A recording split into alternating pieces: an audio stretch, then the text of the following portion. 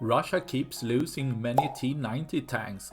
One common denominator is the Ukrainian drone army, as we see a well-experienced drone operator chasing down a Russian T-90 tank, hitting on the least armored section of the tank, causing an aggressive fire to break out in the back section, but is quickly extinguished.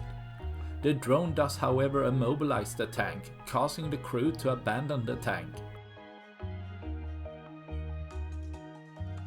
leading to a second drone targeting the tank, causing a massive smoke cloud to be created, damaging the engine even more, and even a third drone hitting the back section again, making sure the engine and tank is taken out for good, leaving a smoking immobilized tank after them, taking out another Russian tank, leaving one less for tomorrow. That's all I had for this video. Please like and subscribe for more. Thanks for watching. Bye.